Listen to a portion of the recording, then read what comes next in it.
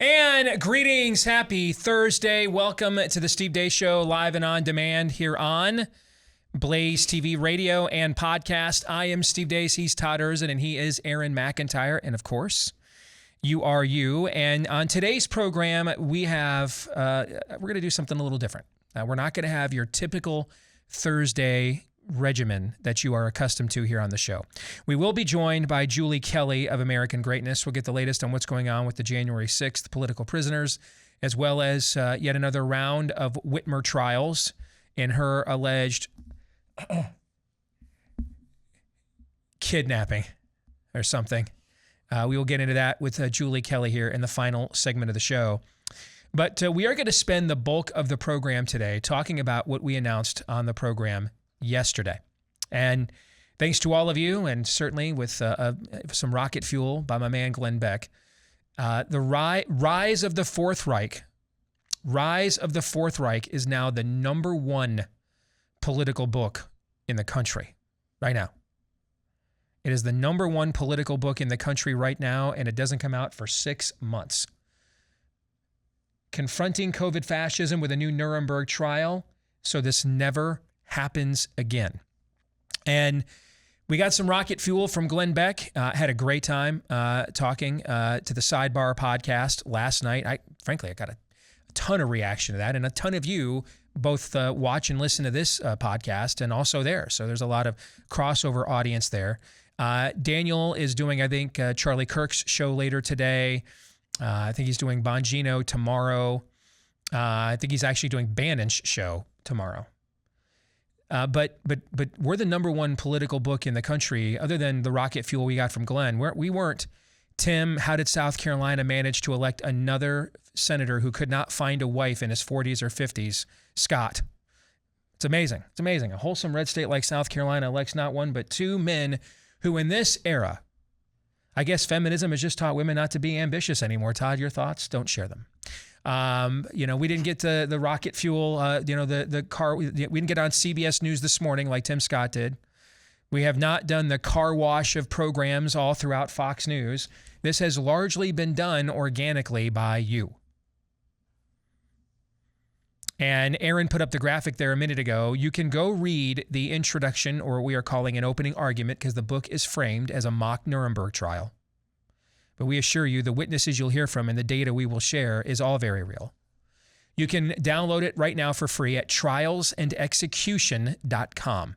Trialsandexecution.com, because that's what they did at Nuremberg. They put people on trial, and then when they were guilty, they executed them for crimes against humanity. And yes, that is what we are calling for. On today's show, I am actually going to read for you our opening argument. I know a lot of you prefer audio products, and with the time and everything else element, you prefer, hey, can I listen to something while I'm in the car or I'm working out or on a walk or what have you? I've got a lot more time where I can put those things together rather than sitting down to read. On today's show, I've made the decision. I'm going to share with you. I'm going to read for you the opening argument that we make in the book, and then we will discuss that here as a team on the show. Before we get there, a reminder about our friends at My Patriot Supply. If you want to make sure that you are prepared for it, that could never happen here. When that happens here again, make sure you take advantage of their 3-month emergency food kit. You can save $150 and get free shipping. That's 3 square meals a day, including drinks and snacks. Well over 2,000 calories that you and everyone in your household needs. You'll get it for $150 off plus free shipping if you go to my landing page at preparewithdace.com. Get there before it's too late. Stays good for up to 20 plus years with proper storage at preparewithdace.com. Once again, that is preparewithdace.com. So with that in mind, let us begin as we usually do with Aaron's rundown of what happened while we were away. What happened while we were away brought to you by something different. What I'm about to read for you is a blog post available publicly at kanekoa.substack.com. That's kanekoa.substack.com. And it may just be the quintessential story of the dark fascism of COVID-Stan. The title of this blog post is Twitter Censors Pfizer Injured Israeli COVID Vaccine Director. Professor Shmuel Shapira, MD, MPH, served as the Director General of the Israel Institute for Biological Research between 2013 and 2021, where he led Israel's effort to develop a coronavirus vaccine. Professor Shapira is also the founder and head of the Department of Military Medicine of the Hebrew University Faculty of Medicine and IDF Medical Corps. He's a senior research fellow at the International Institute for Counterterrorism at Whitmer University in Israel. Shapira previously served as the Deputy Director General of the Hadassah Medical Organization, as well as the Director of the Hebrew University Hadassah School of Public Health. He is a full colonel in the Israel Defense Forces and served as the IDF head of Trauma Branch.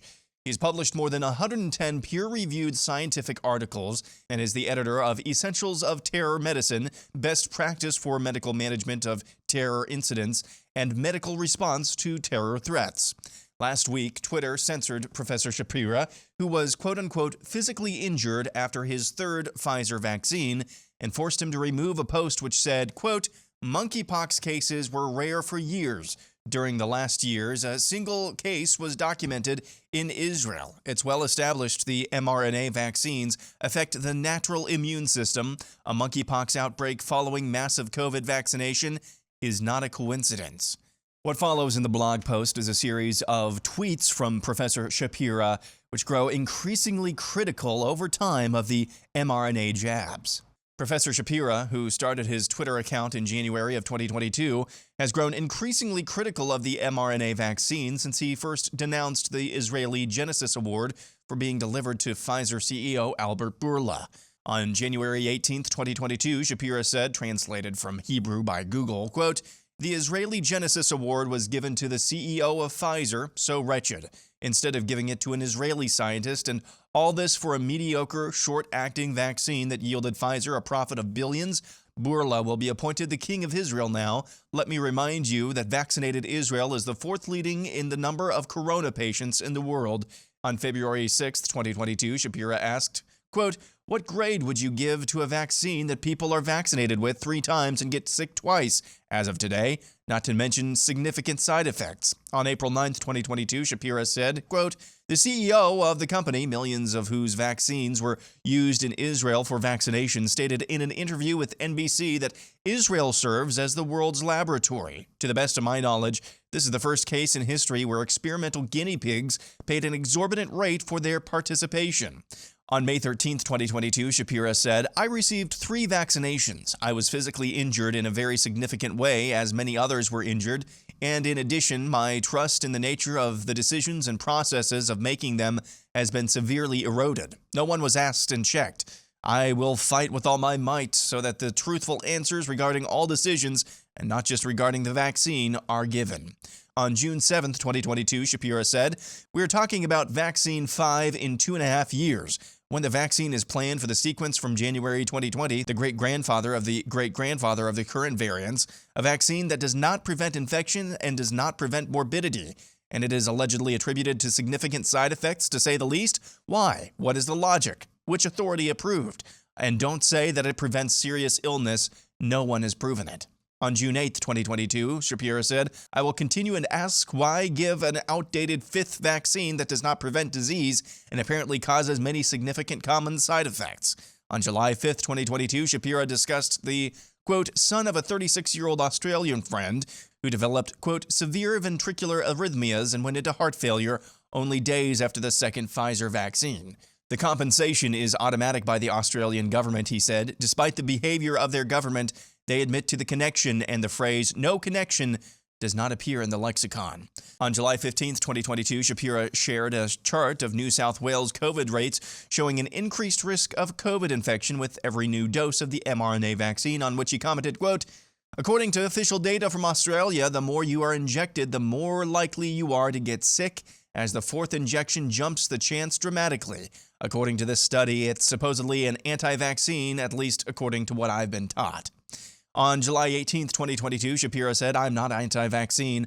I'm anti-stupidity, anti-fake science, and anti-incompetent management." On July 28, 2022, Shapira said, "Twitter warned me to remove the tweet connecting monkeypox to the COVID vaccine.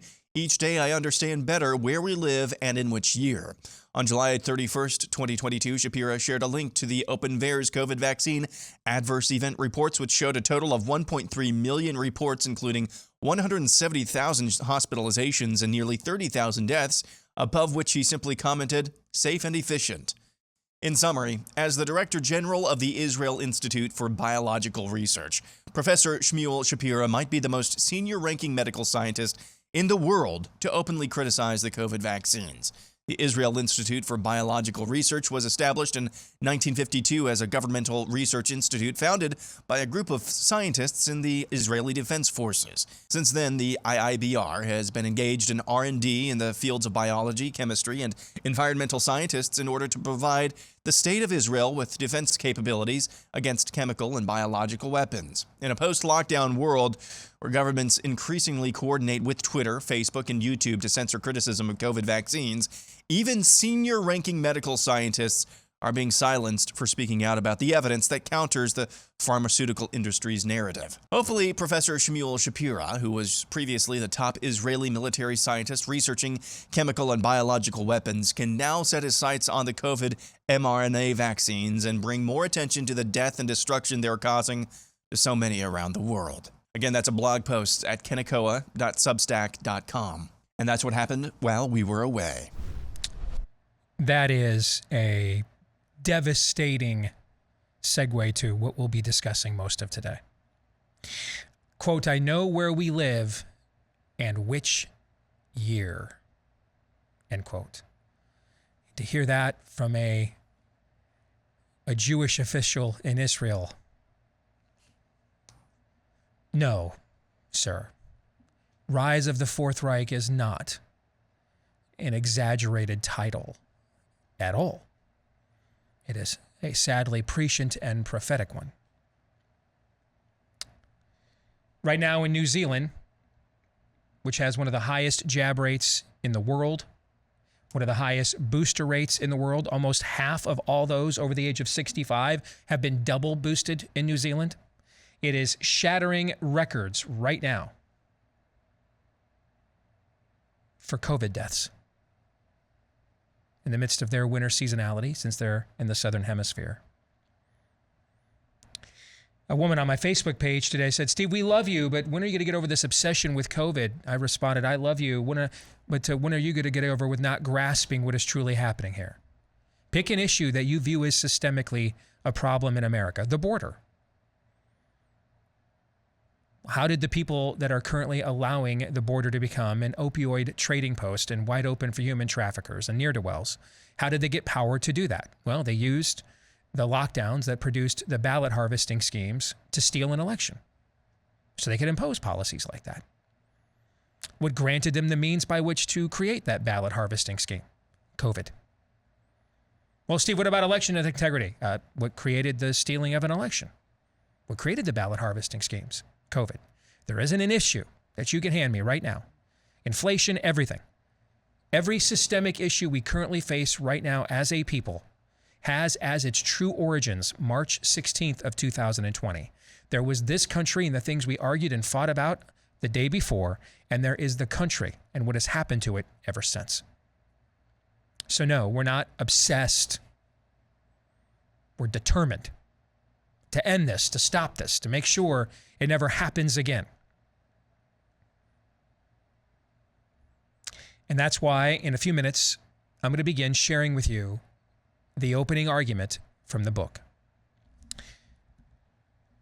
First, though, if you are looking for investment alternatives because of how bad the Let's Go Brandon economy is right now, one of the things that the really smart and rich people like to invest in is the top 1% of fine art. And I know that sounds weird, but it's an asset that has had an over 33% yearly appreciation since the last time that inflation was this high. That beats even gold in terms of ROI with investment in commodity. They make it very easy to invest in such fine art with our friends over at Masterworks. And they make sure that you get access with a chance to diversify your portfolio to reduce risk while still creating a hedge against inflation with a quality ROI. Masterworks has one of the best communities out there. That's why they have had over 500,000 people sign up to join it right now. When you sign up at masterworks.io/Steve, masterworks.io/Steve, skip their waitlist, start investing immediately. You can also review their disclosures at masterworks.io/CD. That's masterworks.io/CD. But start investing today at masterworks.io/Steve. Find out. At this point, you want to be investing in what the Pelosi's are investing in, right? masterworks.io/Steve. So, gentlemen, let us begin. This is the opening argument to the book, Rise of the Fourth Reich, Confronting COVID Fascism with a New Nuremberg Trial, so this never happens again. And it is the opening statement that we give to you, the jury. You are the jury in this trial. It is an insurmountable task to fully quantify the depth and breadth of the damage COVID fascism has inflicted upon the entire human race. Between the lockdowns, criminalization of human breathing without a Chinese face diaper, denial of life-saving treatments, and distributing and then mandating what turned out to be shockingly dangerous shots, the physical, social, mental, and economic destruction is too vast to measure. It is quite possible modern existence will not fully recover from this tyrannical episode in our lifetimes, if at all, given the unfortunate precedents set. However, it would constitute an equal crime against humanity to allow these stories to go untold and thus allow these atrocities to go unanswered, without fundamental legal and political changes to ensure they never happen again, including, but not limited to, investigations and then tribunals to hold accountable those most guilty of originating this crime against humanity, along with an immediate plan to erect an impervious legal firewall around those human rights that were breached. We must not forget what they did to us in the name of so-called science. We must not join the clamoring to, quote, move on and to, quote, return to normal when the new normal the perpetrators desire is anything but. Nor should we offer reconciliation with those guilty of this long train of abuses without them first recognizing their crimes and then repenting publicly for them. We must also never forget that the Holocaust was perpetrated not in some primitive corner of the world in medieval times, but in Western Europe in the 20th century. Clearly, the firewalls have never again placed as an obstruction to future medical tyranny during the Nuremberg trials and embodied throughout the Nuremberg Code have been breached and deracinated from their foundation. It is the calling of our generation, therefore, to reconstruct, fortify, and eternalize those legal and political firewalls as they relate to science, medicine, and control over human beings. Because if we don't, the next time that could never happen here happens here, it will be even worse. The justification for a renewed version of the Nuremberg Code in the wake of the COVID fascism democide in many respects is more vital than it was even in the wake of the Third Reich. Today we face a Fourth Reich, which is potentially much more dangerous and inescapable than the Third Reich, and therefore needs even greater firewalls to prevent its proliferation. First, as strong as Hitler's regime was during the 1930s, it was just one country. At some point, the natural jealousy, competitiveness, and survival instinct of competing nation-states would have to fight back or rebel against the Third Reich. No single nation could dominate the globe forever. The Fourth Reich, on the other hand, introduced and induced by the Great Reset of COVID totalitarianism, was the first form of fascism that was instantly global in nature. There was nowhere to escape its tentacles because the ideology of globalism has embedded the fascists as the ruling class in every Western and former now democracy. Although America is still the most influential player on the global scene, COVID fascism was not confined to any one country or even region of the world. Thus, one cannot count upon a country or group of countries rising up against it the way the United States neutralized the Third Reich during World War II. Second, the Fourth Reich is directed by the most dangerous mix of public-private partnerships. Thus, not only is it synchronized by global elites ruling every country, but by every global corporation working in tandem with every country's government to enforce the edicts of the Fourth Reich through censorship, discrimination, denial of basic services, and medical apartheid. We were unable to play the public sector off the private sector this time, or the private sector off the public sector, for they were the same sector. For example, private emails from June 2021 released via FOIA revealed that the CDC Foundation worked with Facebook, Merck, the WHO, and other pharma entities on, quote, an alliance for advancing health online, an initiative to control the narrative. So whether the issue is off-label early treatments, vaccine safety and efficacy, science about asymptomatic transmission, or the threat of COVID to children, every morsel of information propagated by the Department of Health and Human Services agencies is influenced and controlled by pharma and big tech to steer us to a specific outcome that will always benefit big pharma and big tech and the global regime. Leaked Department of Homeland Security documents in June of 2022 revealed how DHS officials set up meetings with Twitter executives to work on combating what they called disinformation. The Biden White House worked with the corporate world both on stifling dissent and on enforcing the COVID mandates upon the citizenry. Perchance, the danger of the Fourth Reich's public-private partnership is akin to a nuclear bomb to individual rights in the sense that government will chase you while their private partners will catch you fleeing the tyranny. No escape. Everything the government was restrained from doing in the past, thanks to constitutionally protected rights, the courts and politicians were able to assert were kosher for the private entities not to now do instead. But we all know that it wasn't a free and unfettered marketplace that was prompting these corporations to impose draconian mandates on the bodies of their workers. It was corporations and their incestuous relationship with the government.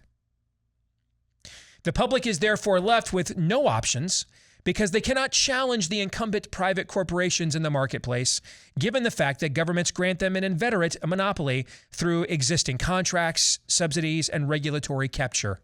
Nor could they challenge the policies of the government through elections because they artfully vested most of that legal, economic, and logistical power to enforce their will upon civilization with the private sector. They did it with the private sector.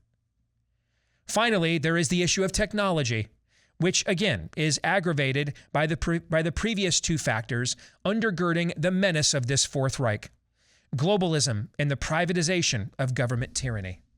The Third Reich did not have access to self-spreading vaccines, lipid nanoparticle technologies, mRNA technology, or any of the other digital tracking and tracing tools global governments have today to monitor every citizen, their entire health care profile, compliance with unethical regime mandates, and their most intimate activities.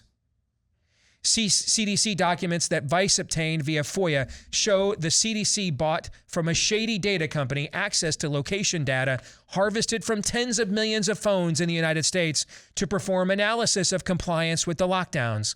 Specifically, the surveillance included neighbor-to-neighbor visits and visits to churches, schools, and pharmacies. As an aside, though, if Dinesh D'Souza does this to show they stole an election, well, it's just not viable technology, of course. It's not reliable. Back to the text. Given the extent of digital and nanotechnology, let your mind run wild as to the extent the government is monitoring and possibly controlling us without our consent. For example, World Economic Forum oligarchs have held forums discussing, quote, mind control using sound waves. Pfizer CEO Albert Bourla bragged in 2018 at the World Economic Forum about, quote, electronic pills, and the ability for insurance companies and presumably other elite actors to know which medicines you take and when you've been taking them. Quote, imagine the implications of that, the compliance, end quote, exclaimed Bourla excitedly. Let us pause there before we get up against the first break. The first case we are making here in our opening statement is that the description of this regime as a Fourth Reich is justifiable. It is not ambiguous to rhetorical flourish. It is not an exaggeration. It's an application. That if such a thing as the Third Reich came upon us in the 2010s instead of the 1930s, it would have used the technology and behaved exactly as this Fourth Reich has. Gentlemen, do you think we made that case? Yeah, and whether you set me up like that or not, I was going to go there anyways. I haven't dusted this one off in a while, but you might recall I used to say the status quo is the status quo until it isn't anymore. To the very point Steve is making, he on this show used to explicitly say, I am very loath to use Nazi analogies. He found them to be lazy, and he was right most of the time. People who don't have an argument on both sides would, you're just a Nazi. But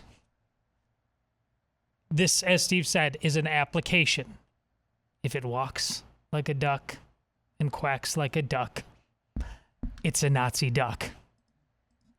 Hey, as he says, he's laying out specific actions and abuses that are obviously an affront, at the very least, to the things this country is founded upon. At the very least, it's heretical to that.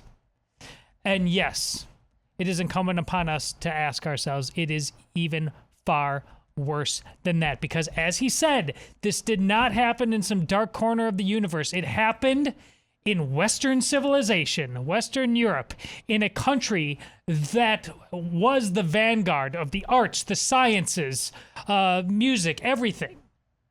Many of the things that were good, true, and beautiful, and it nonetheless became that. Why can't it happen again? There are people still alive who were part of that monstrosity. We're not that far away from it, ladies and gentlemen. I think the more secular as a whole Western civilization has become, you look back and you see that the writing was on the wall for a long time. We've said many times that COVID, this entire episode, down to the screaming Karen in the department store, at the grocery store, screaming at you to follow the arrows on the floor that are saving lives, all the way there, all the way up to the very top. This was a harvest. This was a reaping of all of the seeds that have been sown in Western civilization for the better part of the last generation and a half. But in God's grace, maybe there are still some who really can be awoken, who can be convinced that this is really happening right now.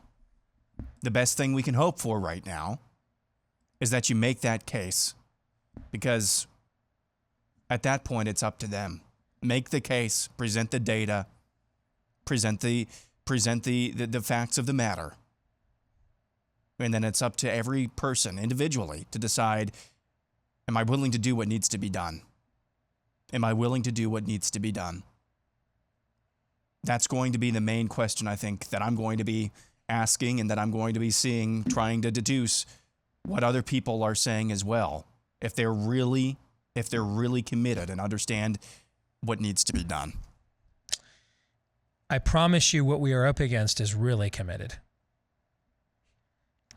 I promise you they are very committed.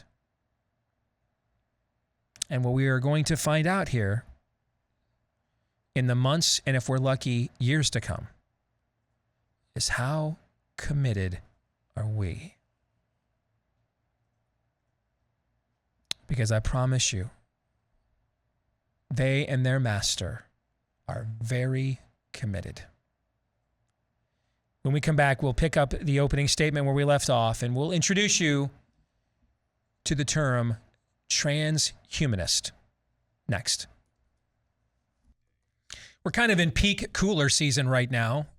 We're in the dog days of summer. August is the biggest vacation month of the year. A lot of state fairs going on around the country this month, including our famous own here in the state of Iowa. It's also, we got football games that'll count at the end of this month, so it's tailgate season.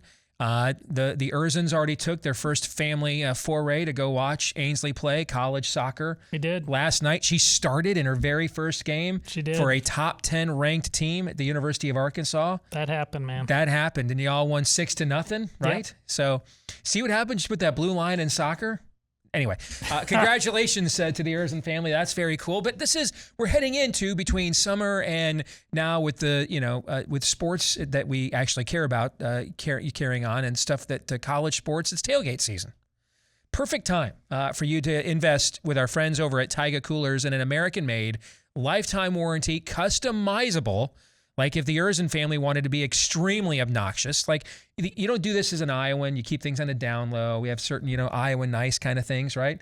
But now that you are down in the bodacious South, my friend, the next roadie, if there is not, a raise, with Arkansas colors and Ainsley's face emblazoned on the cover of the cooler, customized cooler for the Urzen family to hang out and watch 90 minutes of college soccer, that you're just not doing this dad thing right at this point, right? Woo pig. Indeed. All right. So if you want to get it customized, they can do that for you. If you're just like, I just want a cooler, that's really good.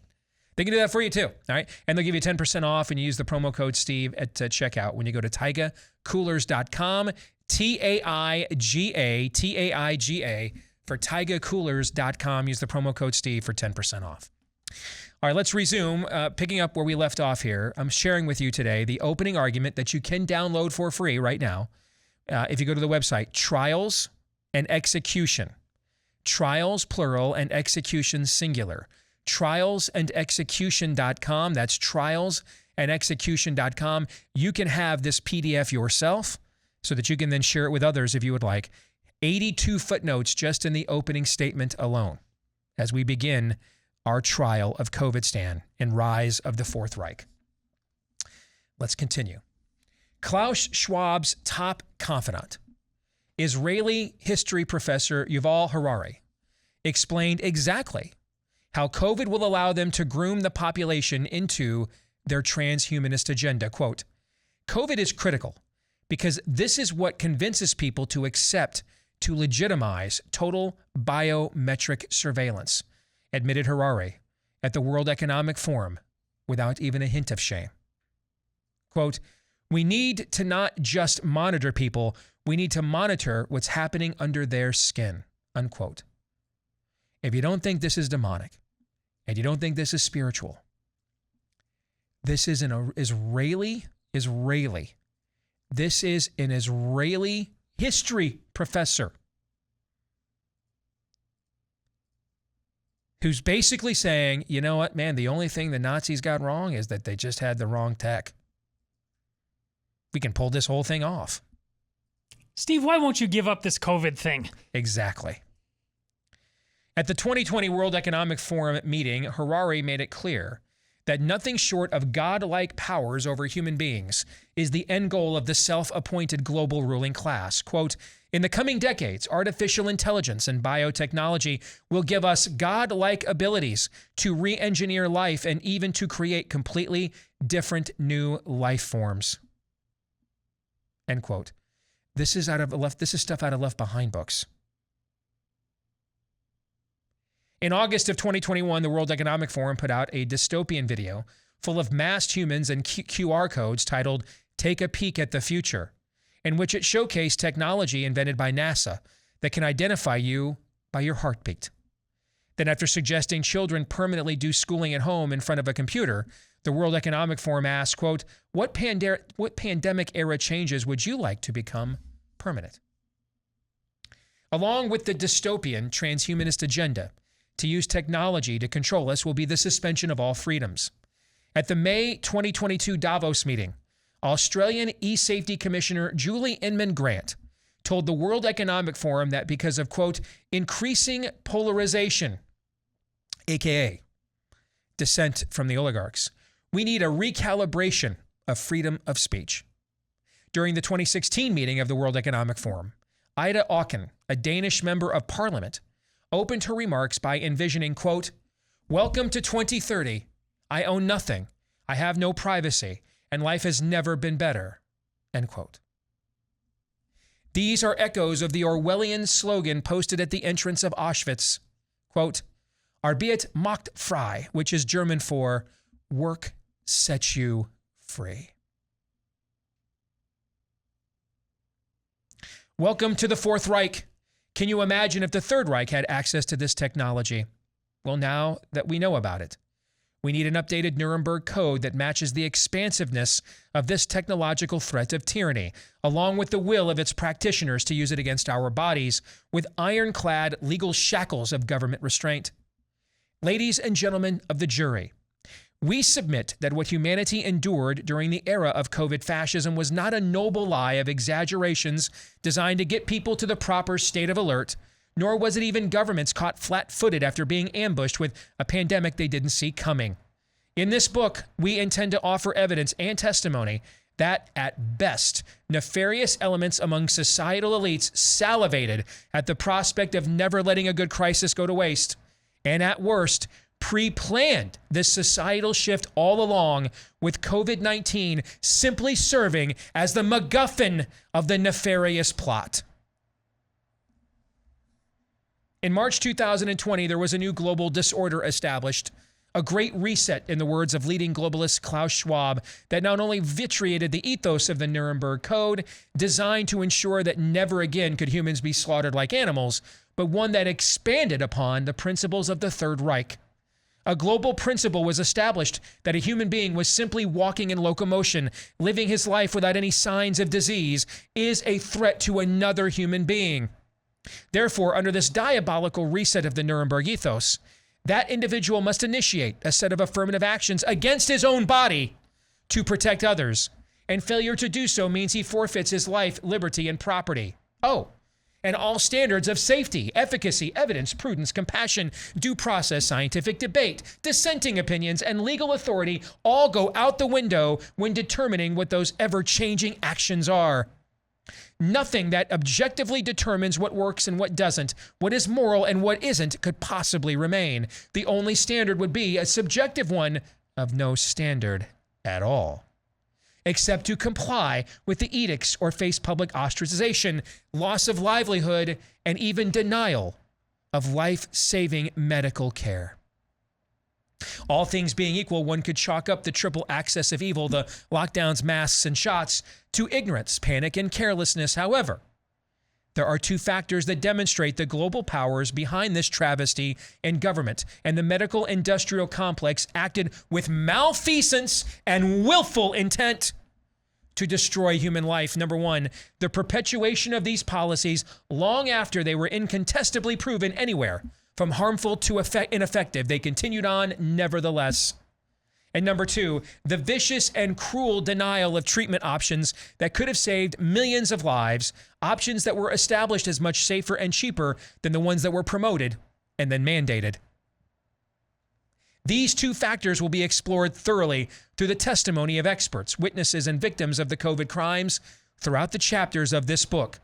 They will demonstrate conclusively that the culture of cruelty within the medical field and government was purposeful, planned, and has now become permanent, even after their colossal harms and counterproductive efficacy have been proven in plain sight. That absent an equal and opposing force of good, motivated by preservation of basic human rights and bodily freedoms, the COVID regime beginning in early 2020 will become the new normal in government, law, medicine, and science.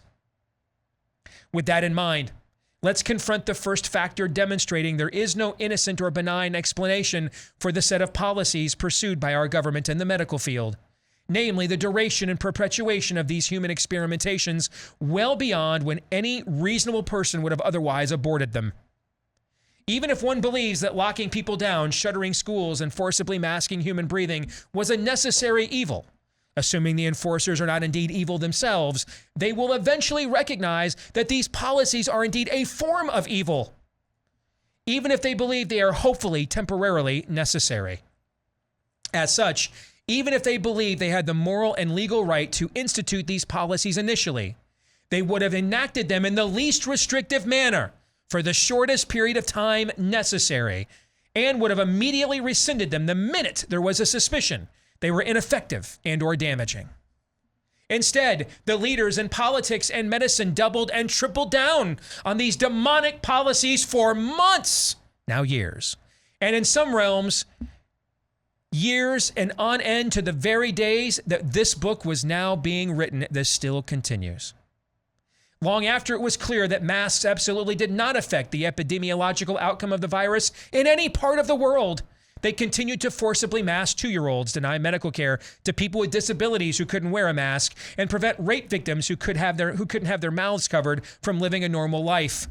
Kids were forcibly masked for 8 hours a day in most parts of the country for nearly 2 years, assuming they even had in-person learning for much of that time period. Nowhere is this malfeasance a long-term and inexcusable disregard for human rights, basic science, and same risk-benefit analysis, along with a refusal to change course regardless of new information. Nowhere was this more evident than with the tragic human experiment of closing the schools. Like with all other policies, there was nothing immutable about the decision to close schools for months and years on end. It was a forgivable sin to shut down the schools for a week or two in the face of an immediate panic. But the facts were clear from nearly the first few weeks that children were not an elevated risk from this virus beyond typical risks they assume every day. After just a few weeks, it became incontrovertibly clear that the school closures had no bearings on the trajectory of the pandemic, indeed a calamitous mental health crisis, and inhibited the learning development of a generation of civilization. Within the first month of the lockdowns, data from Iceland, the UK, Australia, Switzerland, Canada, Netherlands, France, and Taiwan showed that children were responsible for little to none of the transmission to the adults. Already on May 2nd, 2020, the CDC posted in its COVID View summary, quote, "For children 0 to 17, COVID-19 hospitalization rates are much lower than influenza hospitalization rates during recent influenza seasons," end quote. That's May 2nd. CDC and state departments of health, along with all the state and federal election officials who went along with it, could have aborted this cruel experiment on children after only a month of the shutdown and could have avoided the calamitous long-term educational, social, mental, behavioral, and developmental damage we are now fully realizing. As the 10th precept of the Nuremberg Code states, during the course of the experiment, the scientist in charge must be prepared to terminate the experiment at any stage if he has probable cause to believe that a continuation of the experiment is likely to result in injury, disability, or death to the experimental subject, end quote. Yet, they continued and continued and continued to shut down the schools. Each day, the CDC and various state health and education departments could have decided to do the right thing and follow the undeniable science and data on school closures and masking of children. Even as the suicides increased and the grades from Zoom school plummeted, they continued these policies without any evidence they served any purpose. These sorts of policies were akin to the most vicious form of chemotherapy, something you would administer only as a last-ditch effort in the most minimal dose, not as the first choice effort, indiscriminately, without any precision whatsoever. And there we will pause. Todd and Aaron, I'll ask you for your thoughts here after I talk about real estate agents. I trust if you are getting involved in these unprecedented times in the real estate market, make sure you go with an agent, the best agents in every market with a fully vetted track record of success. That's what we do at Real Estate Agents. And we don't just put anybody up there. That's why we've got a line of thousands of agents waiting to be listed in our database because we're going to vet them first because we want to make sure you can find a real estate agent you can trust. And a lot of times they're a part of this audience. So they share your values and they can help you just about anywhere you want to go or get away from, particularly in the Let's Go Brandon economy. Make sure you've got one of these. All right. Our team will contact you, make an introduction to a preferred agent in your town. When you go to realestateagentsitrust.com, that again is realestateagentsitrust.com. Gentlemen, thoughts? Hearing you lay all this out is just such an important reminder of why this book is needed because, Steve, together we wrote another book that laid out some of this stuff. We've all lived this daily for 2.5 years, and then we experienced just like everything else. And nonetheless, this is so absurd that hearing it still seems like I'm partially in a dream state. You're like, this really happened? as much as we've experienced it, I still have that impact because it is preposterous. And that's why this story needs to be told again and again and again. It happened. And our level of comfort and moving on and all of that allows us to think that we can just cue the dream state and thank God that's in the past. It's not the past. Steve's telling you the past is going to be prologue unless you kill this thing and kill this thing now. Listening to this laid out the way that it is.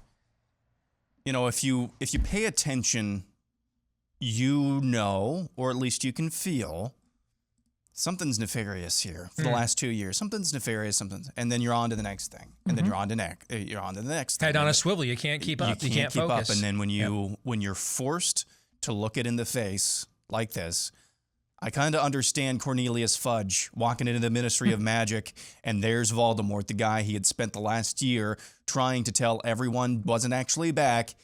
He's back. That's the level of realization that at least I kind of understand now, because, you know, I wasn't denying any of this, but having it fed to you in fire hose style, that's difficult. That's difficult. What's going to be even more difficult is if we don't react, or if we don't actually act affirmatively. That's going to be probably the most difficult outcome of this. What are we prepared to do? So no, I will not give up my obsession with this until there's an eradication of this. I will not give up my obsession with this to give you some banal, clickbaity talking point for a higher iTunes rating and then just pass this turd on to my children and grandchildren. No, I will not give it up until I have fired every last bullet at it I have. Hour 2 is next. All right, we're back with Hour 2, live and on demand here on Blaze TV, radio, and podcast. Steve Deace here with Todd Erzan and Aaron McIntyre. This portion of the show brought to you by Home Title Lock. Homeowners, beware. You could already be a victim of home title theft and have no clue about it. Some cyber thieves may have already forged their names onto the title of your home. Here's how you find out. My partners at Home Title Lock have a special free offer today at HometitleLock.com. They will help you if you just simply enter your home address for free, no obligation. They'll give you a free, no obligation home title scan. And this is how you can discover if a cyber thief is already camping out on your home's title. Now, you got to understand that the titles of our homes, really, it's the only document that proves these days that we own it. And once he forges your title, he can take out loans on your home, forge your name, stating that he's even the new owner. So let's make sure your home's title is secure and securely in your name. And you can do that right now by going to HometitleLock.com and use the promo code RADIO. Then enter your home address for a free, no obligation home title scan. A free, no obligation home title scan. That's a $100 value for free at HometitleLock.com with the code RADIO. $100 value for free at HometitleLock.com with the code RADIO. At the bottom of this hour, we will be joined by Julie Kelly of American Greatness, but let's get back to it. Continuing on with the opening statement from our book, Rise of the Fourth Reich, Confronting COVID Fascism with a New Nuremberg Trial so this never happens again and again. You can download this for free at trialsandexecution.com. Trials plural, execution singular. Trialsandexecution.com is where you can download the PDF of this for free. These were not wartime decisions where a military or political leader is often forced to make one sudden immutable decision that could determine who lives and who dies instantly. Every day they could have opened their eyes to what was before them and realized that school closures, small business closures, while the big retailers were left open, of course, masking and endless testing and spying, otherwise known as contact tracing, violated human rights without any appreciable benefit, but did come with copious personal and societal side effects. Unlike in war, this was not a zero-sum game beyond each day's decision. We could have mitigated the harm done one day earlier by choosing to do the right thing the following day. We didn't have to keep doing this stuff. After the initial 2 weeks to flatten the curve, we had ample evidence that even the most favorable risk-benefit analysis of these policies revealed them as a net liability on humanity, unquestionably as they related to children who always had the most to lose and the least to gain from this new normal. Had we frozen those policies in April 2020, the harm from just 2 weeks would have been minimal. Instead, we continued them for 2 years in many parts of the country, and the masking never stopped in some places. In fact, the policies failed so miserably that the more we enacted them, the more the virus got worse, which would have been an obvious sign that the express need to perpetuate these policies beyond those first few weeks bore witness to the circuitous, convoluted, and even evil logic of continuing them. But the pleas for public debate fell on deaf ears for weeks, then months, and in many parts of the country and the world for years, and until this very day. Then there were the COVID shots, originally advertised as just safe and effective as traditional vaccines, albeit with a quicker timeline that will accelerate the future of vaccine development. We intend to bring expert testimony attesting to the fact that the key players in government and big pharma knew about the risks of these shots from day one. But just like with school closures, each day was a new decision point. They could have administered them with proper informed consent and only to the people who absolutely needed them. Then they could have pulled them from the market as soon as they realized that the shots did not stay in the shoulder muscle while creating an increasing litany of inflammatory maladies throughout the body, including permanent disability and death. Yet the more the evidence showed the shots were dangerous and ineffective, and then eventually made it more likely you would get the virus, the more they not only doubled down on the shots, but then began mandating them on every human being alive, regardless of age, risk factors, and whether one already had natural immunity, which was about half the population at the time. We know, based on a court-released document that as early as February 28, 2021, which was before most people even got their first dose, especially those under 60, there were enough problems with these shots pursuant to the Nuremberg Code that they should have been removed from the market. Instead, they were mandated and expanded to younger people and those with natural immunity. We typically pull a product off the market after a few dozen suspected deaths. The swine flu vaccine in 1976 was pulled from the market after only a few dozen deaths and was halted in 9 states after just 3 reported deaths in Pittsburgh. Yet Pfizer disclosed to the FDA at the time, but unbeknownst to the public, the existence of 42,086 adverse event case reports containing 158,893 total events, including 1,227 deaths.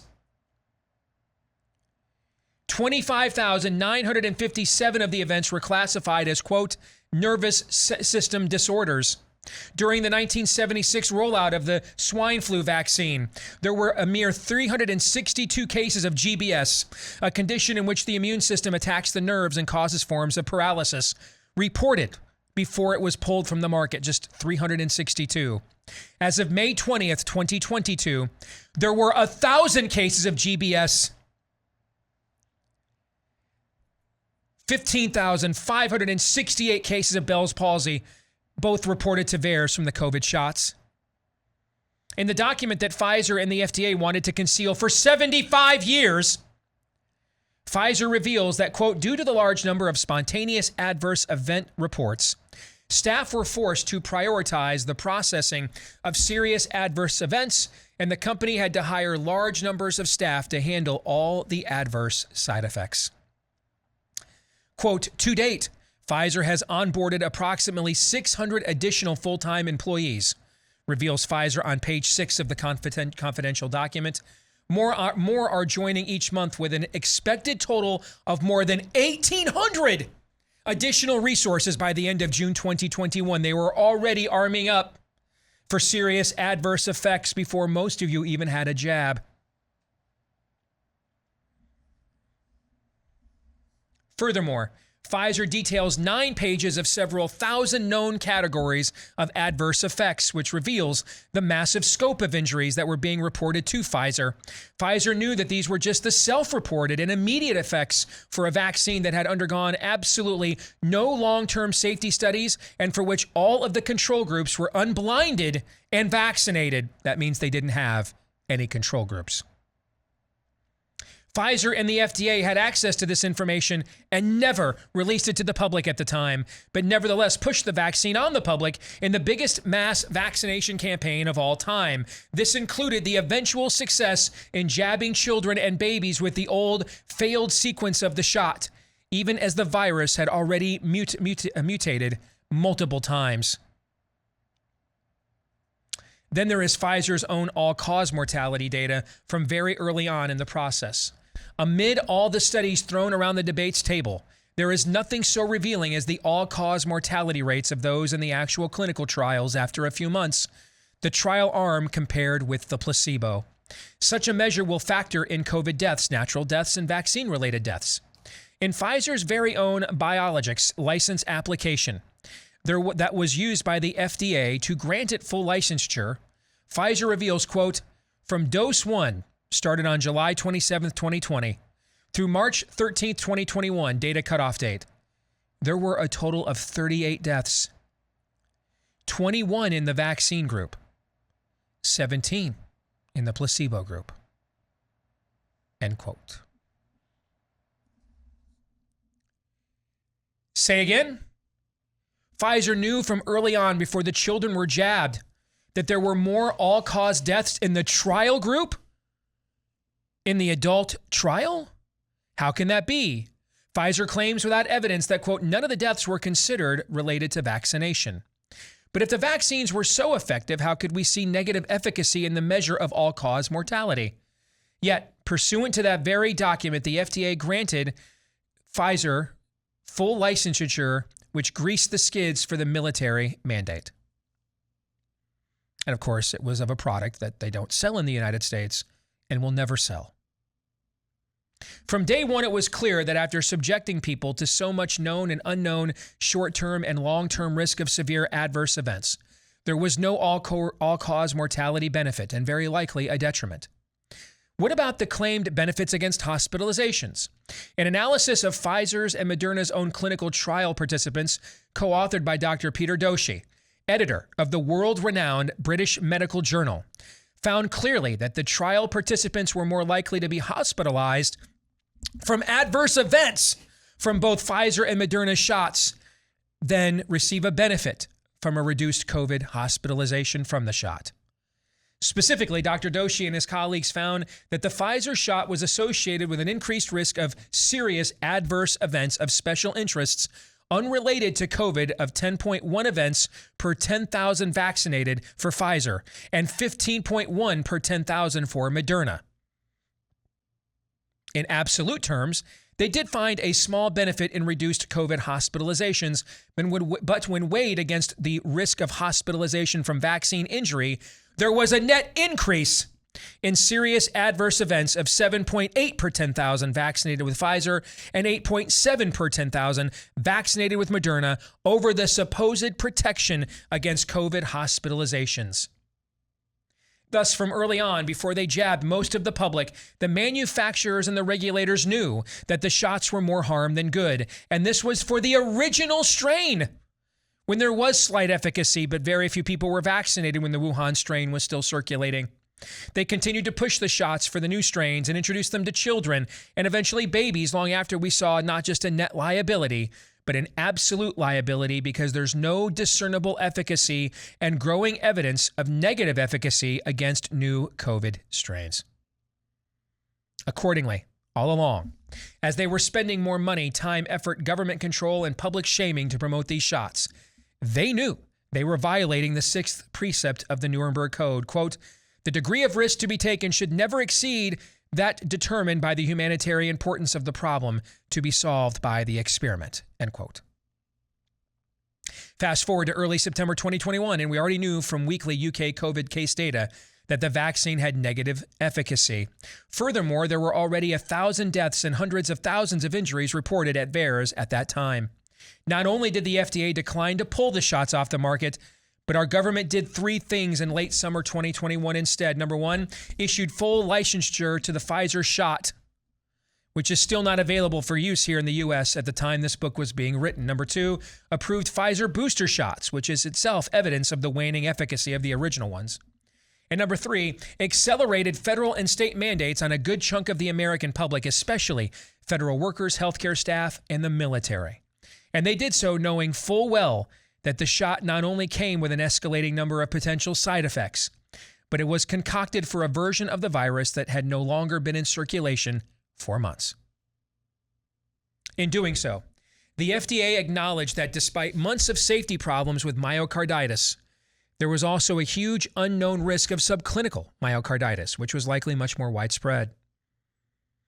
In the Pharmacovigilance Plan Review Addendum, the FDA conceded, quote, incidence of subclinical myocarditis and potential long-term sequelae following the vaccine are unknown. Wouldn't you want to know that? However, it did note that a previous study on a smallpox vaccine, quote, suggested an incidence of possible subclinical myocarditis 60 times higher than the incidence rates of overt clinical myocarditis. That would bring up the 1 in 1,000 rate among young males that Pfizer acknowledged to as high as 1 in 17 for subclinical cardiac ticking time bombs. When we wrote this, we submitted this manuscript on July 15th, almost a full month before the Thailand study came out that showed 18% of teenagers they gave a full dose of the Pfizer vaccine to shortly thereafter exhibited abnormal EKGs. That's what this is talking about. The FDA reviewers flatly stated, quote, based on a review of available data, there are known risks for myocarditis and pericarditis and an unexpected serious risk for subclinical myocarditis, which warrant PMR safety studies to assess these serious risks, end quote. They called on Pfizer-BioNTech to conduct studies, but noted that the sponsor rebuffed them. In other words, we don't regulate Pfizer. Pfizer regulates us while enjoying free taxpayer funding, marketing, distribution, mandating, and complete immunity from all liability. 7.5 months after Pfizer's full approval, we still have no studies on subclinical myocarditis, and they aren't due to be completed until 1 year from now, July of 2023. Jab first, study the effects later became the modus operandi, the starkest violation of the Nuremberg Code imaginable.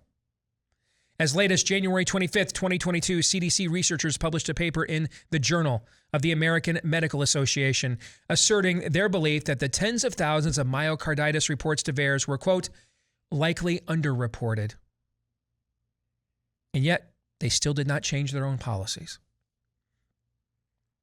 Instead, the FDA went on to approve the shots for even younger cohorts of younger children, including third doses in the ensuing months. At best, this isn't science whatsoever, but cognitive dissonance at worst. This is the island of Dr. Moreau. And again, the Biden administration pushed it on every population, despite the risk status or prior immunity, and despite the negative efficacy and the fact that the vaccine was for an obsolete strain of the virus. There is no benign or innocent explanation for any of this. We'll pause there for a minute as we rail against the demonic alliance, the fascistic alliance of corporate America and big government.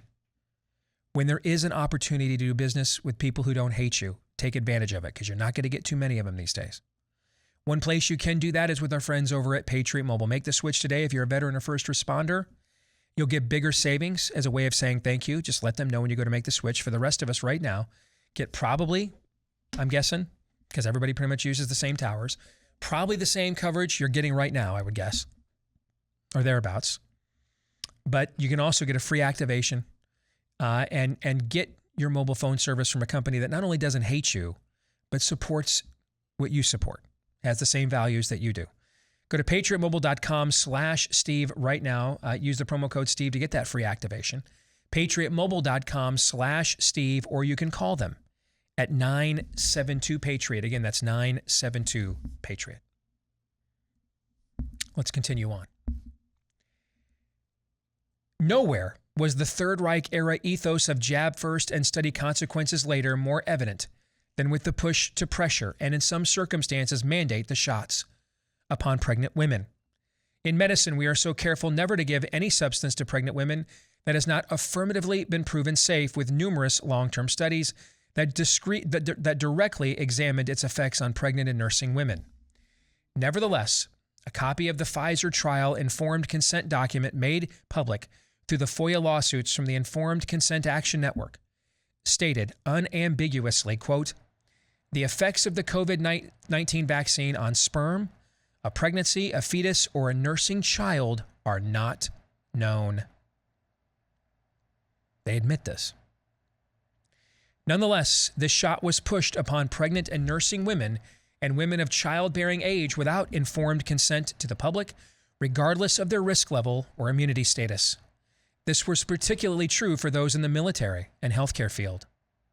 Shockingly, this novel gene therapy, after the manufacturers and the FDA already knew of countless safety signals concerning hundreds of maladies, was pushed upon pregnant women even after all the safety signals were blaring red, even after the FDA knew of pro-inflammatory lipid nanoparticles that were deposited to a large degree in the ovaries from the shots.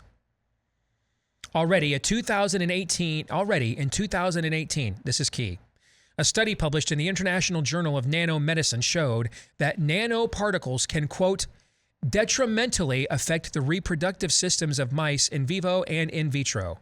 At the cellular level, nanoparticles can induce infertility by altering the activity, morphology, quality, and quantity of sperm.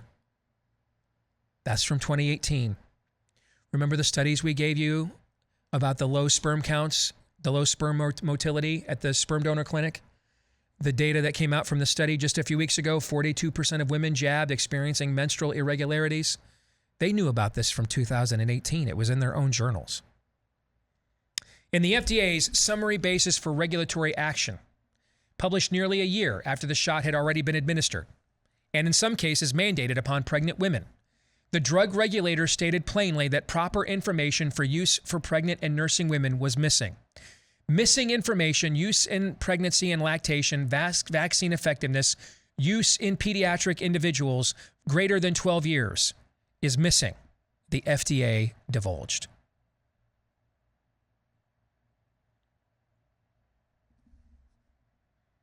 Indeed, the label states unmistakably that, quote, available data administered to pregnant women are insufficient to inform vaccine-associated risks in pregnancy, unquote.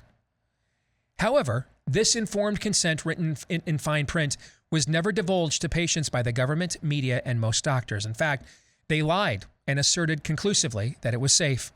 In the ultimate violation of medical ethics, it was quite commonplace for OBGYNs to expel women from their practice if they declined the shot.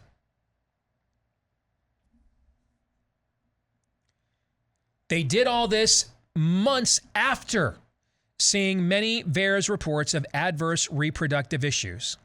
As of early May 2022, there were already 4,690 miscarriages reported to VAERS, 10,575 instances of vaginal uterine hemorrhaging, and ubiquitous reports of menstrual irregularities. In fact, menstrual irregularities were so common that a University of Chicago survey sought to recruit 500 women with menstrual irregularities in order to study the cause and effect, and instead, researchers received 140,000 submissions.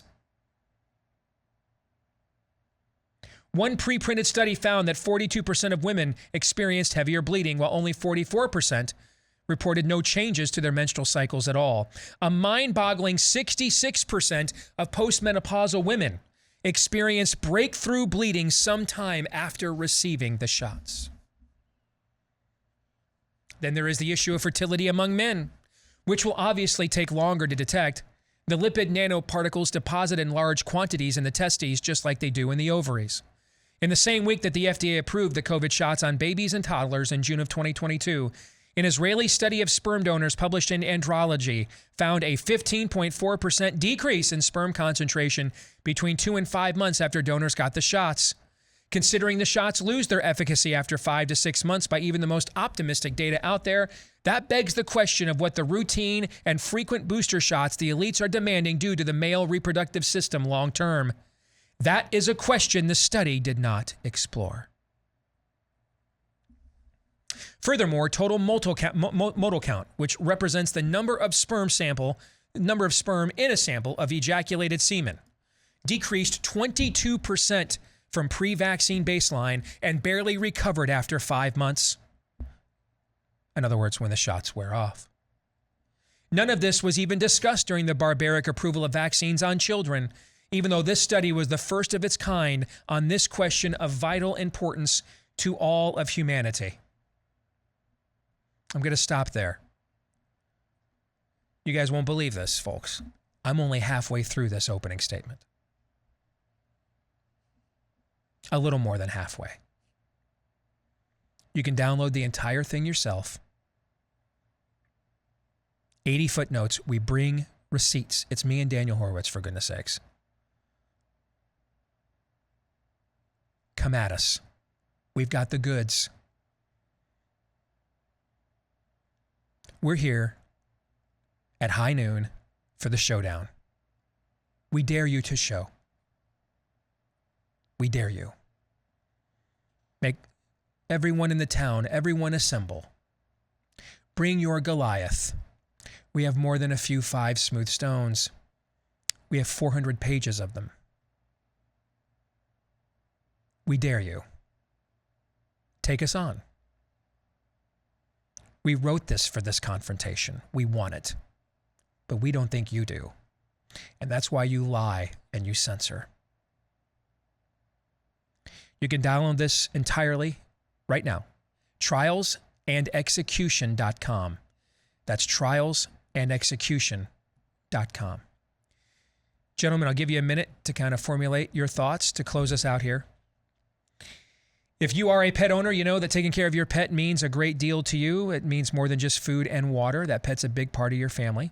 That's why you want to make sure it's got the best, healthiest diet it can. And that can be hard to do if you're just relying on store-bought food, because a lot of it for your pet was stripped of the vitamins, minerals, and nutrients it needs for the same reason they did this to us as humans.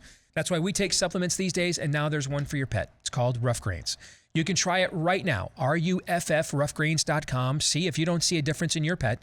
In 2 weeks or less, we're going to give you that first 14-day Jumpstart bag for free. It's on the house because we want you to try it, and because we want you to try it, we ask you to still pay for the shipping because we want you invested. Don't just, we send it to a bunch of people. It stays on a shelf, never gets used.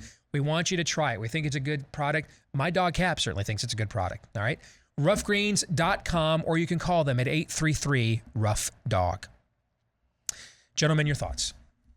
Steve, back before Infinity War came out, you said that with all this long walk up, as well as they've done on this, now we're going to be introduced to Thanos, the guy we've heard about, and they've got to get this enemy right. Otherwise, it's going to fall apart at the end. Well, they gave us that opening scene, Ebony Maw speechifying, "This is not suffering, it is salvation," walking over the bodies and leading you up to Thanos himself. And right away, you knew they nailed it. Here, Steve, after 2.5 years of this nonsense, everything you just heard about what they knew and when they knew it and what they did it anyways, Steve, you get the enemy exactly right. And after this chapter is done, you will meet the witnesses.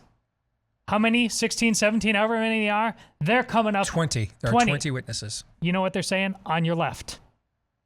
On your left. And now it's up for all of you to decide, what side are you on? That's it. 10 feet or higher.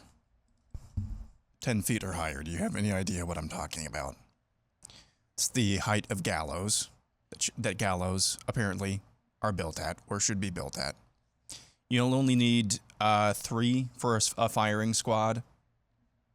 Just, we got a long ways to go till we get there. till we get to that point.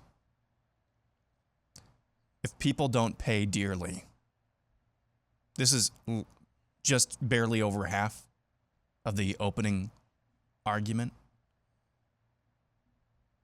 If people don't pay dearly for this, not a slap on the wrist, not sent to some cushy elitist prison,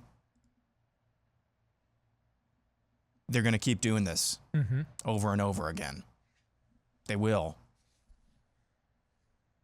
That Yuval Noah Harari guy, I literally just think he is. That's Revelation 13 kind of stuff, man. I really think that he is demonically possessed, not influenced, possessed. I don't know how you can just say things, and he has.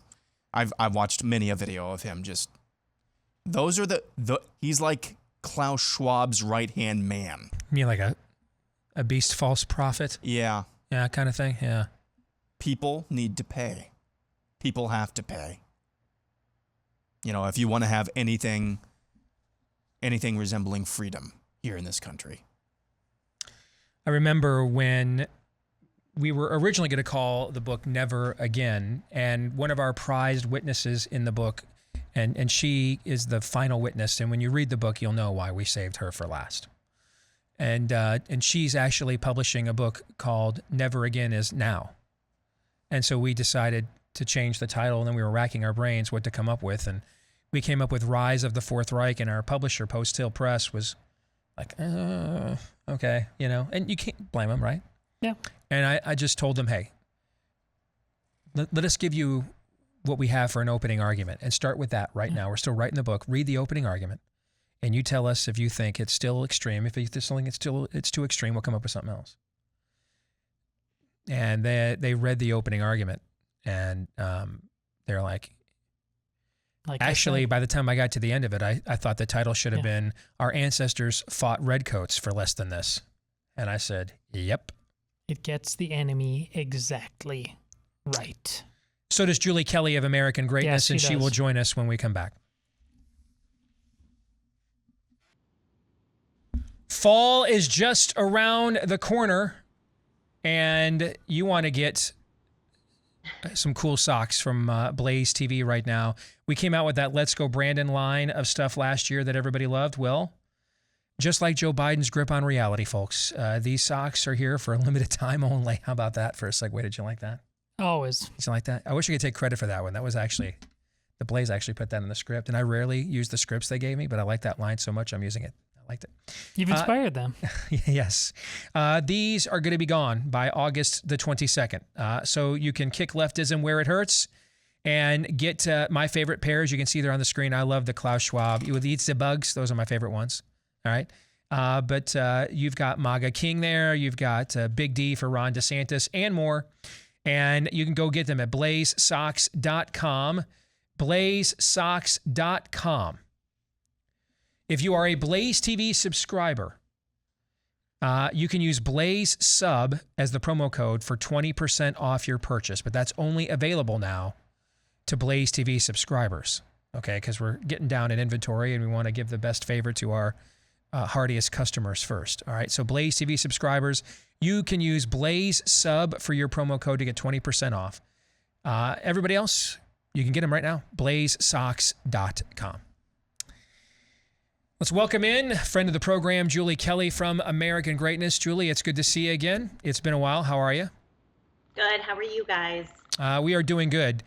I wanted to get the latest here. We have a short week this week, folks. I forgot to tell you. I'm taking a personal day tomorrow. And so I wanted to make sure we got an update on this before we headed out here this week, because no one has done better work on what's going on with the January 6th political prisoners and now false flag events from Ray Epstein to the Whitmer kidnapping than you have done, Julie. So let's actually start there, because there's new legal proceedings, right, with the Whitmer case. What's the latest on this after the astounding verdict? Was that earlier this year, I believe, that the original defense were originally found not guilty, right? So what's the latest in this case now? So there were 6 men who were charged in the Whitmer Fed-napping plot. 2 men ended up pleading guilty after basically being threatened by DOJ, and 2 men were were acquitted by a Michigan jury in April. 2 men received a hung jury. This was a stunning and rare, massive defeat for DOJ, who then promptly turned around and declared that they were going to retry the 2 men that the jury could not reach a verdict on. That trial started on Tuesday in Western Michigan. I cannot imagine that the prosecutors are very happy with the political environment right now. This is deep, as you know, Steve, this is deep Trump country in Western Michigan, not far from where I live either.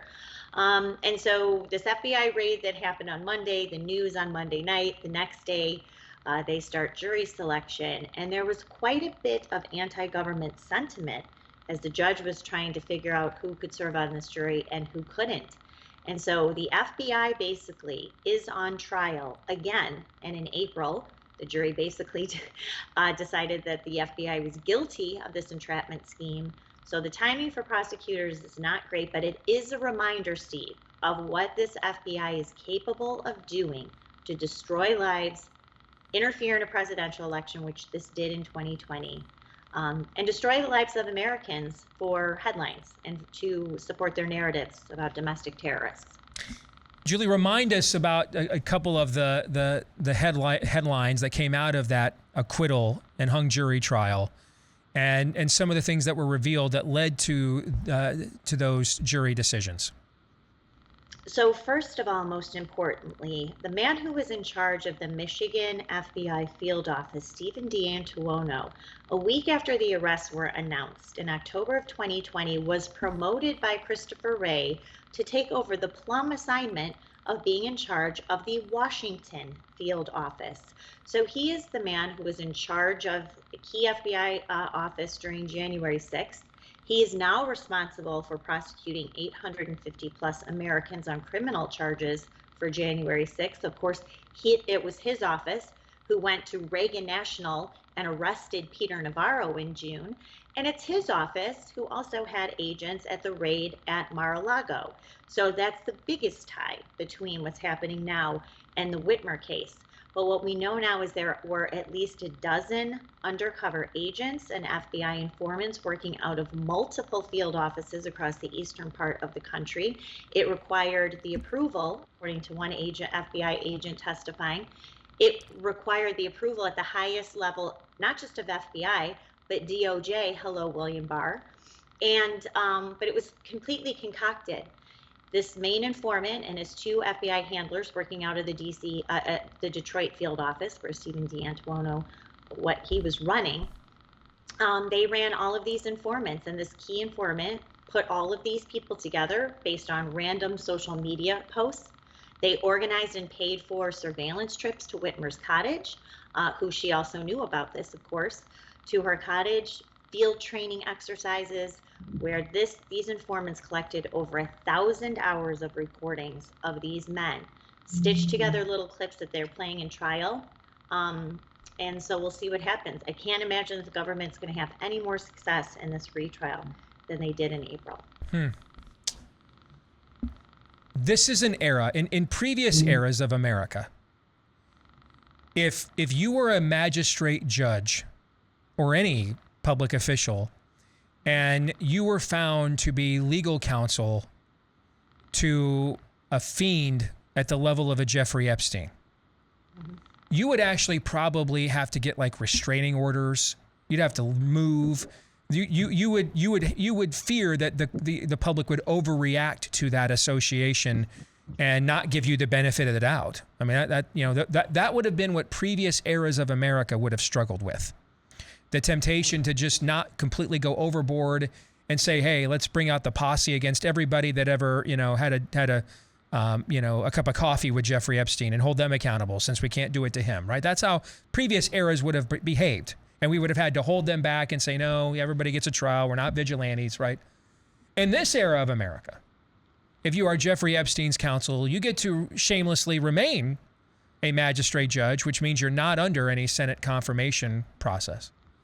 And then also get to sign off on the nighttime raid of your political opposition that you were negatively crap posting about on social media at the exact same time.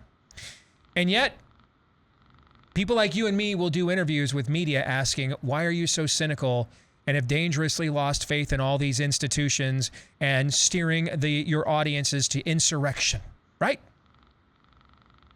Well, let's add to what you're talking about, the judge in this case. Now he is a victim. He is a victim of mean MAGA people who swarmed, I guess, his official page and wanted to call his office or email him to express their outrage about what happened. The media now is portraying him as a victim. And now the FBI is trying to change the subject today. Christopher Wray comes out, not by coincidence, calls these alleged threats against his agents now deplorable. And now there's some alleged attack at the Cincinnati FBI field office. You know, no one, or at least half the country, does not trust this FBI. They don't trust anything that Christopher Wray says. And it's actually very dangerous territory because this has serious repercussions for keeping our country safe. And you have the top law enforcement agency in the nation, most powerful one in the world, really, that is now not trusted but openly mocked. Right? I mean, you have people on social media now. They're not even afraid. They're openly mocking this agency. It really speaks to a dangerous path because we need to trust these agents and this agency to do what's right to keep the country safe, and that's simply not what they're doing. Because they don't try to earn our trust. No, I mean, I don't think they care. Yeah, in fact, I think they actually don't want it. I think that this is a nihilistic, demonic agenda to try and trigger our people into acting out in ways so they can justify China levels of crushing them in the streets. I think they are purposefully removing any sense of hope or unity within the social compact whatsoever in order to draw our people out to act out so that they can treat them the way that they truly want to. That's what I think. I think that is a spot-on analysis. I think that was why they helped organize and orchestrate the events of January 6th to do the very same thing. And so that's exactly where they're headed with this. I mean, if they could round us all up, you know, you had FBI agents issuing subpoenas in Pennsylvania, state lawmakers. They don't care, whoever their enemies are, and they're doing it flagrantly, to your point, Steve. They're not trying to hide this. The idea that Donald Trump was responsible for talking about the raid that happened at Mar-a-Lago, of course they knew that this would be news. I mean, so they're doing it, they're shoving it right in our face, and now they are saying any criticism of the FBI or DOJ, now we're going to be domestic terrorists. This is what we saw in the Whitmer case, this is what we see in January 6th, and now we see it with this raid. And the FBI has the benefit of a craven, clueless Republican leadership in Washington, D.C.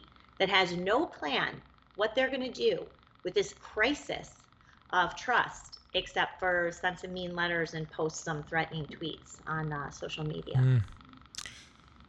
You believe ultimately they are going to arrest and indict Donald Trump. Explain. I think this was part of the raid, is to create these optics to justify or try to publicly justify when they do bring criminal charges against Donald Trump. And so this will sort of feed into a narrative that they found something there that's incriminating. But look, aside from that, we know that DOJ is building a case against Donald Trump. They've spoken, a grand jury has heard from Pat Cipollini, a grand jury has heard from Mark Short. They've made no secret of the fact that they're trying to build a case, I believe either obstruction of an official proceeding or conspiracy, or both. I think what happened Monday is trying to justify what Liz Cheney keeps hinting about, and that's sort of some kind of tampering with evidence. If they found one document related to election fraud, election investigation, or the planning of January 6th, the committee is going to say that Donald Trump is interfering in their investigation. He was tampering with evidence. They'll send their criminal referral to DOJ. DOJ is working on a separate path, I believe, to indict him on what I said, those two charges, conspiracy or obstruction of an official proceeding before the election. To your point, Steve, they want chaos. They need chaos. They need to demonize the side to scare people out of voting in November. Well, and they operate, the social compact is broken, so they're not self-restrained at all. They operate on, we're just going to do what we want and see if you come up with somebody that'll stop us. Can you get the Supreme Court to stop us? Will the governor not do it? And so they just, get him to some federal court that's in their favor. He's disqualified, can't be on the ballot. That's our reading of the Constitution as an indicted individual. And then it's just a matter of whether, the Supreme Court steps in and stops it or not, or they just time it out, anticipating, because I do think the Supreme Court would stop it, actually. But they just time it out long enough so that he can't get on the ballot during these primaries to accumulate enough delegates to be on to win the nomination. There's lots of different ways they can play this, or the Supreme Court takes it on emergency cert right away and crushes it. But then they just run against him on he's the only indicted person ever running for the presidency, and just run that in all their ads. So Karen and her coexist bumper stickers on the Subaru in the cul-de-sacs come out and vote again against mean tweets. That's the level of operation we're talking about here. And to your point, Steve, this DOJ has no oversight by the DC District Court or the DC Circuit Court. The DC District Court is a rubber stamp for this DOJ.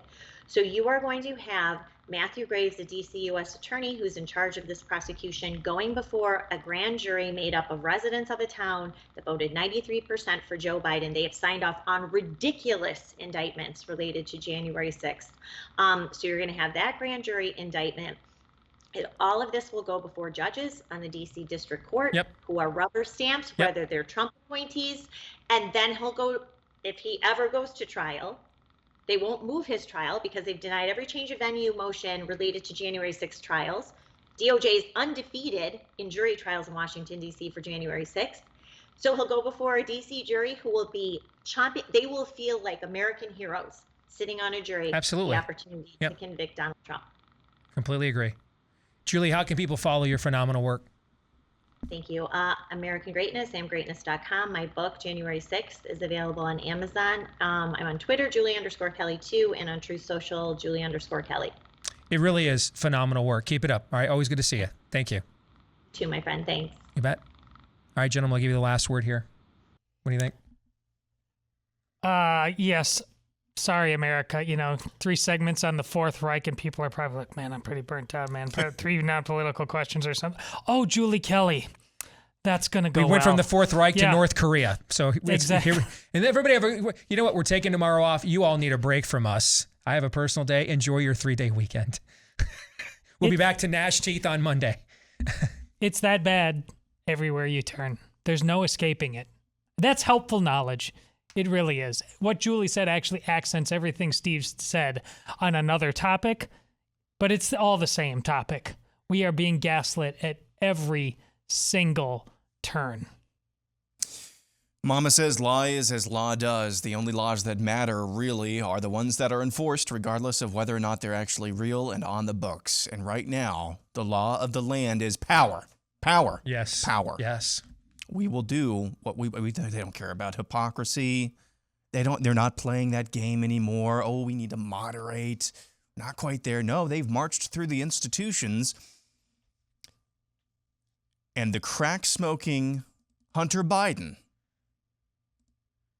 they're pulling their pants down and peeing on you. There's no mistake. Do not mistake this. Hunter Biden flying to go on vacation on Air Force One this week with his dad. The week that they raided Donald Trump's Mar-a-Lago is not an accident. No, it's not. They're sending you the message. It's not hypocrisy. It's hierarchy. Are we awake? Are we awake? That was not an accident. And we see this every time we have Julie Kelly on. We see this. There is a 2-tier justice system. Well, I don't think that's really necessarily accurate. There is no justice system. There's just punishing the regime's dissidents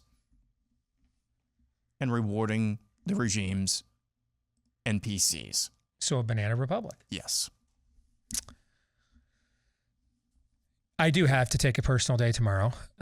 So we will not have a show, but we will be back again on Monday with a full week. And again, trials and execution, trials plural, execution singular. Trialsandexecution.com is where you can go to download the rest of that opening statement. Just scroll down to the bottom, enter your email. We'll send it directly to you. All right, at trialsandexecution.com. Have a great weekend. We'll see you again on Monday. Until then, John 3:17.